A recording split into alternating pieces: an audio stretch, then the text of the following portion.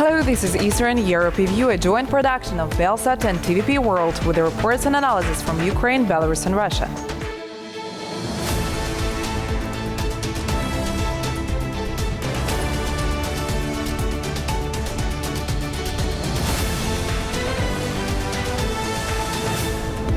My name is Alexandra Shapalina, and these are the main stories. Alexander Lukashenko's inner circle benefits from BELSAT while the company officially remains in debt. Lukashenko can do whatever he wants with the budget. The Chechen forces commander, the sole public commentator on the Kursk region events in Russia, is struggling to manage the situation. I have one question. Why does this country need you and your children? The Ukrainian parliament has banned the Orthodox Church of the Moscow Patriarchate. We'll soon be able to discuss the involvement of the Russian Orthodox Church in the genocide. People close to Lukashenko continue to profit from Belarusian state property. It has been revealed that funds from the major Belarusian heavy truck manufacturer BELSAT have been embezzled for years, amounting to tens of millions of dollars that never reached the Belarusian state budget, while the plant itself remains in debt. Alexander Lukashenko's family, along with businessmen close to him, has earned tens of millions of dollars from the sale of Belarusian mining dump trucks of the BELSAT brand. Further evidence of the dictator's embezzlement of state budget funds comes from a new investigation by the Independent Association of Former Belarusian Security Officials, BELPOL. When we say Lukashenko's wallet, we mean not only the names of specific small Belarusian oligarchs or entities, but the entire Belarusian state budget. And that's the problem, because Lukashenko can do whatever he wants with the budget. BELSAT is one of the largest machine-building enterprises in Belarus and a leading global manufacturer of mining equipment. More than half of its products are sold in Russia, where the company BELSAT Trading House was established. The owners of this company have been identified as individuals close to Lukashenko.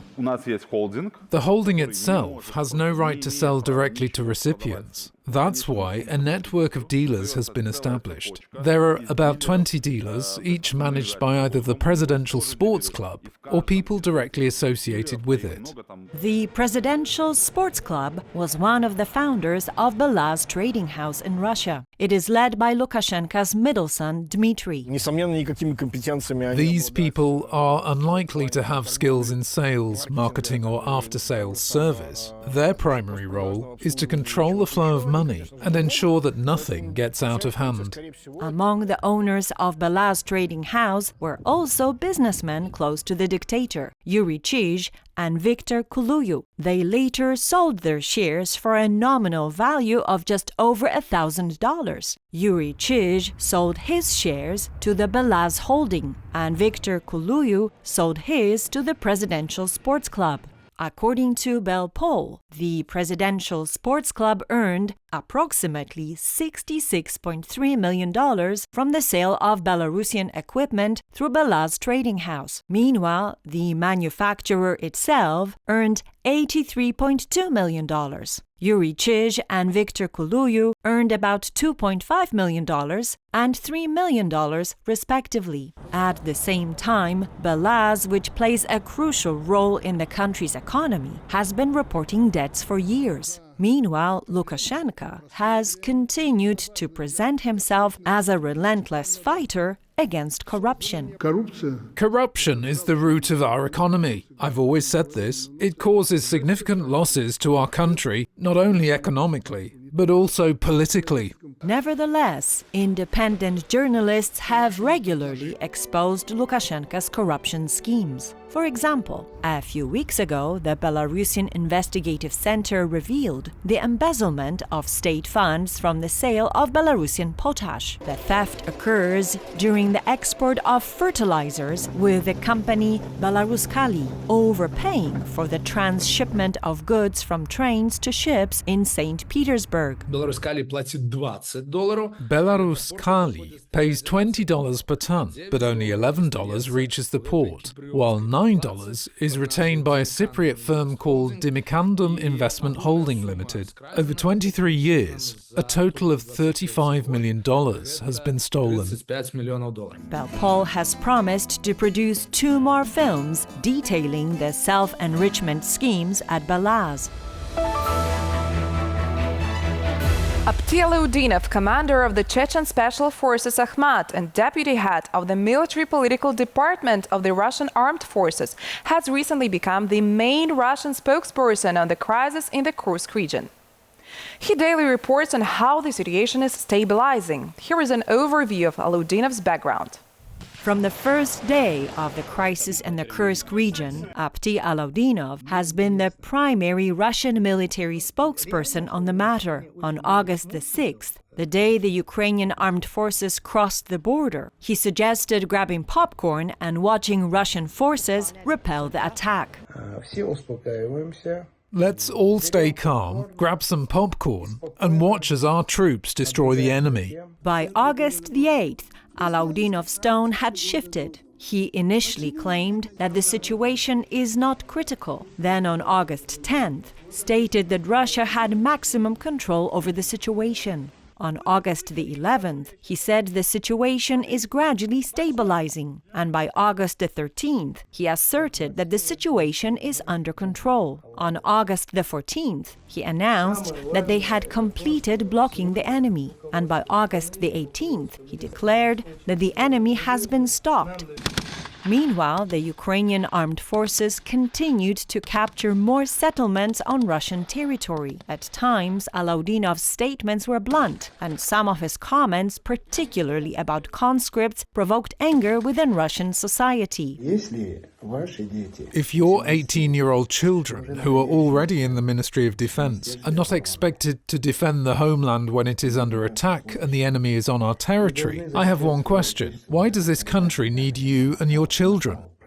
In December 2013, Chechen TV aired a story featuring Abdialudinov. In the story, he is seen instructing his subordinates in Urus Martan on how to combat those whom the head of Chechnya, Ramzan Kadyrov, deems his enemies. Whoever can be imprisoned should be imprisoned. If there's an opportunity to plant evidence, do it. Do what you want and kill whoever you want. The ruler said so, and I support it. In 2019, following reports of a conspiracy against him, Ramzan Kadyrov conducted a large-scale purge within the Chechen elite. Abdialudinov was also affected by this purge. Abdialudinov was Deputy Minister of Internal Affairs before he offended Kadyrov. How did he offend him? Alauddinov and his friend, the mayor of Argun, criticized Kadyrov. Kadyrov had the mayor killed, and Alauddinov was demoted and stripped of all his positions until the war in Ukraine began. On March the 17th, 2022, Ramzan Kadyrov announced that his dear brother, Abdialudinov, was heading to Ukraine with 1,000 volunteers from Chechnya. Reactions to this announcement were mixed. Some saw it as Alaudinov's attempt to regain Kadyrov's favor, while others believed Kadyrov chose him because he felt no sympathy for him. By early summer 2022, recruitment began at the Special Forces University in Gudermes for thousands of volunteers from across Russia to be sent to the front lines in Ukraine. Alauddinov oversaw this effort and was awarded the title of Hero of Russia in August 2022.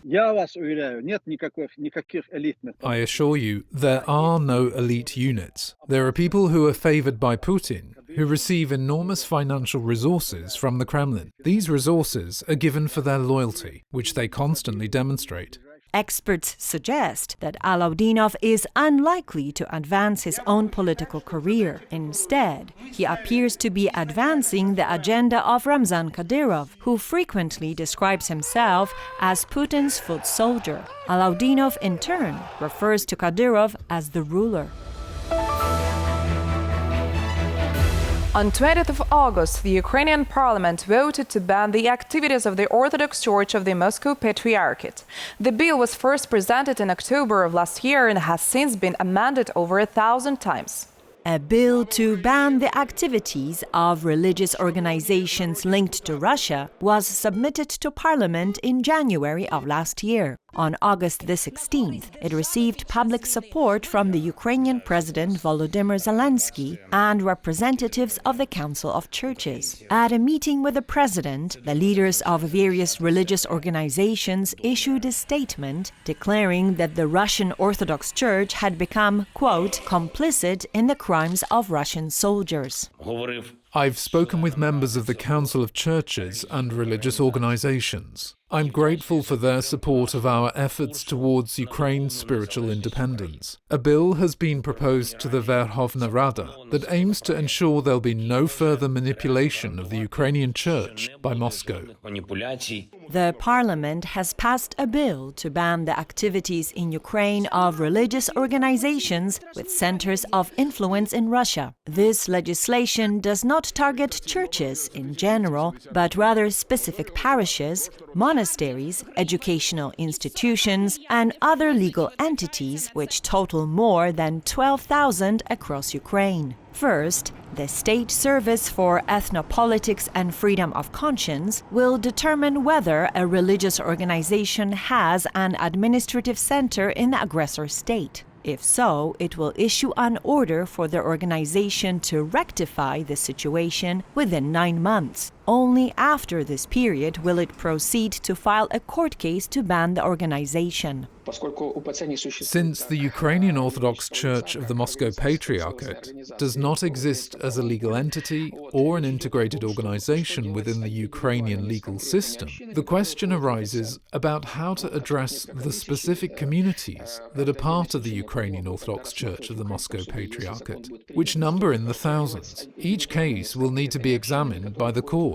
In the spring of 2022, a few months after the full-scale Russian invasion, the Ukrainian Orthodox Church of the Moscow Patriarchate formally separated from the Russian Orthodox Church, removing the reference to the Moscow Patriarchate from its name. However, this break with the Russian Orthodox Church was largely symbolic. The Ukrainian Orthodox Church of the Moscow Patriarchate remains the only church allowed by the Russians to operate in the occupied territories of Ukraine. According to official data, during the first 2 years of the full-scale war, the Security Service of Ukraine opened nearly 70 criminal cases against representatives of this church, primarily for collaboration and justification of Russian aggression. On April the 18th, the Parliamentary Assembly of the Council of Europe adopted a resolution recognizing the Russian Orthodox Church as Putin's accomplice.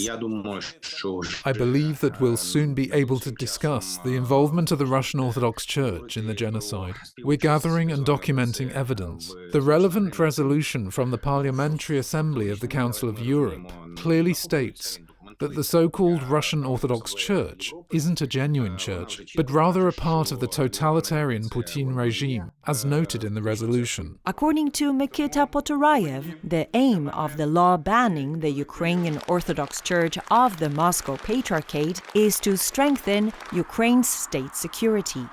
A sociological survey published by the Razumkov Center in December 2023, 71% of Ukrainians support banning the Ukrainian Orthodox Church of the Moscow Patriarchate. That's all for today. Thank you for watching Eastern Europe Review. We will be back next week with our news stories. I'm Alexandra Shapalina. Keep watching TVP World and see you next time.